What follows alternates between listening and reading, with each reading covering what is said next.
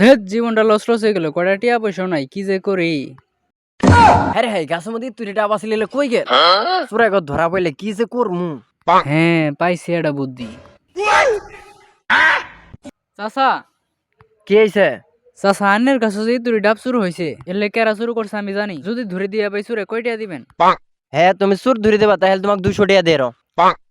সব বনাস 200 টাকা দিয়ে তো আমার 2 বছর চলে যাবো। চাচা আপনি 2 মিনিট দাঁড়ান, আমি 2 দিনের মধ্যে আইতাছি। যাক ভালো হইল সুরটা তো ধরে দেয়া পাবো যাই গে। আজকে সুর খালি সুরের ব্যাগ শুদ্ধ ধরে এলাম।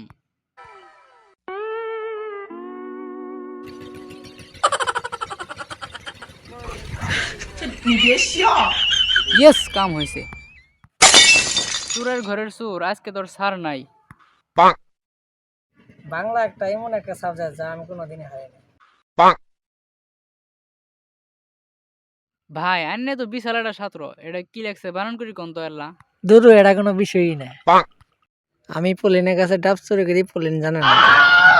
ভাই আন্নে তো গেছেন, এনে আমাকে 300 টাকা দেন, নাহলে এই রেকর্ডটা পড়লে শোনাই দেব। আমি পলিনের কাছে ডাব চুরি করি, পলিন জানে না।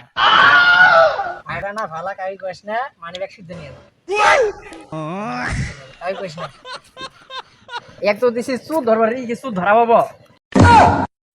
চাচা সুর তো ধরা শেষ, খালি রেকর্ডটা খালি শুনেন। আমি পলিনের কাছে ডাব চুরি করি, পলিন জানে না। সর্বনাশ এই পাড়া তো ভালো আছিল, পাড়া তো আমার সব গাছে ডাব চুরি করে ফেলাইছে। ভালো কাম তো ধর তোর হাতে খারাপ হয়ে যায়। কে রে ওই যে রেকর্ড করছে, রেকর্ডটা যদি শোনা তাহলে সর্বনাশ। হ্যাঁ ছেলে ভালো আছে, কইব না। পাইছি রে পাইছি।